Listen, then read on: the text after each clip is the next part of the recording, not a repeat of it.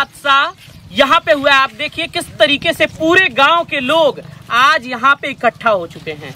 वजह है कि आज बिजली विभाग द्वारा सुनियोजित हत्या हुई है। ये हत्या ही कहेंगे साहब, क्योंकि लगातार गांव वालों की मांग थी कि जो आपको ऊपर दिख रहा है, सोचिए जब इस रास्ते से आप आते होंगे, कभी इस रास्ते से आप हो सकता है गए भी हों, और जब इस रास्ते से आते होंगे तो कितनी यहाँ पे, मैं अगर ऐसे हाथ करूं तो शायद मुझे पकड़ा भी जाए। मीडिया द्वारा भी यहाँ पे रिपोर्टिंग हुई है, लेकिन हर बार सिर्फ जवाब मिलता है, और जवाब के नाम पर इंतजार इंतजार और इंतजार आज मिला। और एक भाई की कहीं ना कहीं आज दर्दनाक हादसे में जान चली गई। आप ये देखिए, पहले यही वो जगह है जहाँ पे बगल में नीचे ब्लड भी आपको दिख रहा होगा, खून भी दिख रहा होगा, और यही जगह है जहाँ पे आते वक्त ये हादसा हुआ। तकरीबन 3 बजे की घटना है, लेकिन जिस तरीके से यहाँ पे ग्रामीण इकट्ठा है ना साहब, आप सोचिए उनके अंदर का दर्द कितना होगा। वो भी ये सोच रहे होंगे कि कभी इस रास्ते से जाएंगे और कभी भी हमारे साथ कुछ भी हो सकता है। अभी देखिए किस तरीके से गाँव के जितने भी लोग हैं वो यहाँ पे इकट्ठा हो गए हैं, और सबके मन में यही डर है कि आज उस लड़के के साथ हुआ है, उस भाई के साथ हुआ है, तो कहीं हमारे साथ ना हो जाए। इस वजह से आज बिजली विभाग सिमरा के लिए यहाँ पे लोग आवाज बुलंद कर रहे हैं। इन लोगों, हाँ, सिमरा फीडर के लिए इनकी कोशिश यही है कि कैसे भी इस जो यहाँ पे तार जैसी चीजें हैं, खासकर इधर भी दिखा दीजिए धनंजय, अगर आपको वहां से दिख रहा हो तो, कि किस तरीके से वहां पे पूरा वो दिखा दीजिए, ये पूरी स्थिति यहाँ पे दिखा दीजिए। अभी आपने वीडियो में देखा किस तरीके से सब पूरा यहाँ पे देखिए। और खासकर जब बाढ़ क्षेत्र होता है ना, ये पूरा बाढ़ वाला क्षेत्र है, यहाँ पे बाढ़ हमेशा से आती है, लेकिन बाढ़ क्षेत्र में दूसरा कोई रास्ते नहीं, कोई दूसरा रास्ता नहीं है। यहीं से तकरीबन कितने गाँव के लोग, 50 गाँव के लोग यहाँ पे आते हैं साहब, और 50 गाँव के लोग इस डर से इसी रास्ते से जाते हैं कि कहीं इस पोल पे सटे, इस तार से सटे और हमारी भी जान चली जाए। अब सोचिए यहाँ पे रिपोर्टिंग कर रहे हैं तो मुझे अपने कैमरा पर्सन को बैठाना पड़ रहा है, क्योंकि डर है कि अगर कुछ भी हो जाए तो जवाब कौन देगा, और फिर वही बिजली विभाग आएगा, पैसे मांगेगा, और इस गांव का भला हो ही नहीं पाएगा। बस सवाल लिखा जाएगा कि सवाल पूछेंगे और कितनी बार पूछेंगे, क्योंकि आज एक भाई की जान चली गई। सबसे पहले भैया, जिस तरीके से स्थिति दिख रही है वाकई में दर्दनाक है, और हमें तो डर लग रहा है। मैं पहली बार आया हूं, लेकिन आज डर लग रहा है, और इतने सारे लोगों के लिए तो ये तो रोज की बात है। कैसा इसे समझ रहे हैं? ये देखिए, डर तो बना ही हुआ है। जो गांव में जितने भी लोग आते जाते हैं सबके लिए डर बना हुआ है। और मान लीजिए कुछ भी हो, चरी हो, बाजरा हो, या कुछ भी हो, इधर से लेके जाने पे, गुजरने कोई भी किसान इसी भी रास्ते से जाता है, और यहाँ से नज़दीक है और उससे जाने से टच हो जाएगा। आज तो मान लीजिए जेई साहब ने उनको इतनी बार कहा गया है कि आप जो है इसको करवा दीजिए। आए भी थे, हाइड्रा भी आया था, सब कुछ हो गया था, पोल भी आ गया था, सब कुछ आ गया था, नहीं आया हुआ था, पोल भी लेके आए थे कहीं से, लेकिन पैसे की अवगत में पैसे उनको नहीं दिया गया। चाहे जो भी उनकी समस्या, उनके बिजली विभाग के जितने भी लोग हैं इस काम को जो नहीं किए, और इसको कितनी बार सब लोग, गाँव के जितने भी हमारे जिम्मेदार लोग हैं, जो हम भी हैं, सब लोग में इसको लिख कर दिए थे जय साहब को कि इसको हटवा दीजिए, लेकिन नहीं हटवाएं। लेकिन पुलिया के जो काम करता है, काम किए हैं, देखिए ये काम करके वो लोग तो अपने बचाव के लिए काम करके चले गए। पहले दिखा दीजिए पूरी स्थिति, पहले धनंजय थोड़ा सा उधर दिखा दीजिए, कि अगर आप इस रास्ते से आएंगे ना तो कहीं ना कहीं आपके मन में भी ये डर होगा कि इस रास्ते से अगर गए तो हमारी जान भी जा सकती है। इस वजह से सोचिए, छोटे छोटे बच्चे भी दिख रहे हैं आपको, साथ ही बड़े लोग भी दिख रहे हैं, और साथ में वो लोग भी दिख रहे हैं जिनके मन में सवाल है कि हम इस रास्ते से जाएंगे तो हमारी भी जान जा सकती है। भैया थोड़ा सा आगे भी पूछ लिया जाए।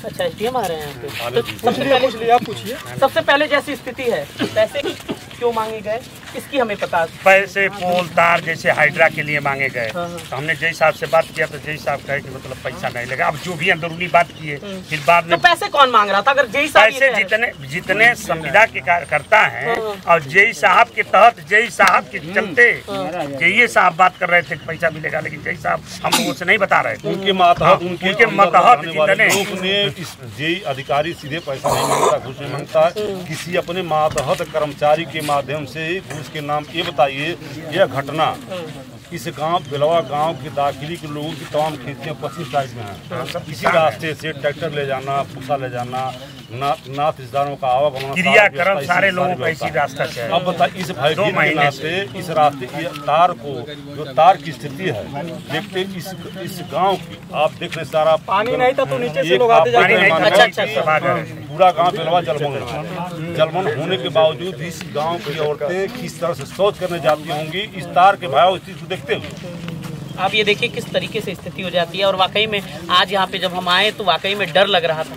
डर की बात नहीं है, एक परिवार की जान चली गई, एक चश्मो चिराग एक घर का बुझ गया, सबसे बड़ा सवाल है। और तमाम सवाल हम पूछते रहेंगे, क्योंकि जिस तरीके से गांव के लोग इकट्ठा है ना, इनके मन का हमेशा दर्द ये झलक रहा है कि जब इस रास्ते से पार करते हैं, आप सोचिए यही वो जगह है। खासकर देखिए यहाँ पे ब्लड भी आपको दिख रहा होगा, साथ ही तार भी आपको दिख रहा होगा। सोचिए अगर हम हाथ ऐसे यहाँ बढ़ाए ना तो कुछ भी हो सकता है। और हो सकता है गांव वाले हमें बता रहे थे कि अगर हम तो इस समय लाइट यहाँ से गई है, अगर कुछ भी टच भी हो गया थोड़ी दूर से भी ये जान जा सकती है।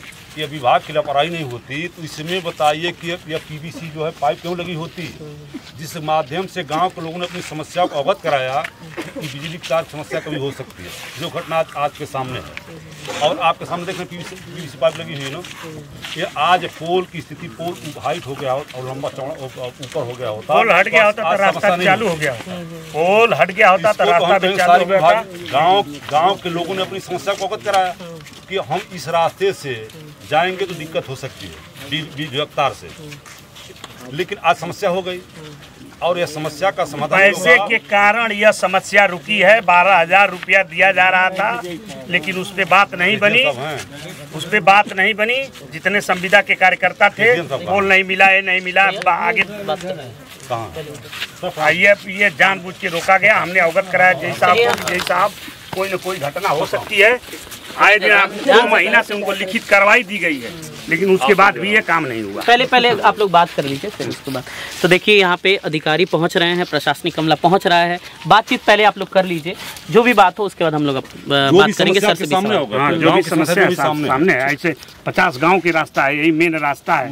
ये बताइए इस बात को अवगत गाँव के लोगों ने, इस बेलवा गाँव के दाखिली के लोगों ने, आप बताइए ये पूरा गाँव फ्लड से चार बाढ़ से प्रभावित है, उसके बाद समस्या का समाधान न होना एक दिन विभाग के ऊपर शंका का संकेत सर पटेल साहब से बात कर रहे हैं, जय साहब से बात कर रहे हैं। 4 महीने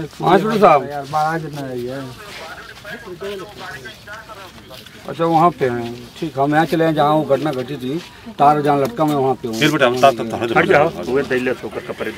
ठीक अच्छा ठीक मैं तो कपड़ा से बस झटका मरला। सर नमस्ते। जिस तरीके से स्थिति दिख रही है और गांव वालों का दर्द है, वाकई में यहाँ पे आने को मजबूर हैं सर। हम उनके घर पे गए थे, बड़ी स्थिति नाजुक है सर। किस तरीके से आप सोचिए, इतने दिन से ये लोग भटक रहे होंगे। खासकर आप जब ये जगह देखिए, इनके पिता भी देखिए बगल में है, जिनके सामने ब्लड है, देखिए वो जेली मजदूरी करने जाता था। मजदूरी आप तो एक नौजवान लड़का था जो परिवार का शादीशुदा लड़का करता था, जो भी कर मजदूरी। इस रास्ते से बताएं बेलवा दाखिली गांव में चारों से बाढ़ से घिरा हुआ है एरिया। जब पानी नहीं इस गांव के बहुन बेटियां जो औरतें हैं 100 के हिसाब से निकलती हैं, 7 साल सबको इस तरह इसका कहाँ जाएंगे। 7 साल के बाद इसका निर्माण हुआ है। 7 साल पुलिया की 7 साल बाद निर्माण हुआ, तो 1 साल ये सीन आपके सामने सब कर्म कर दिया।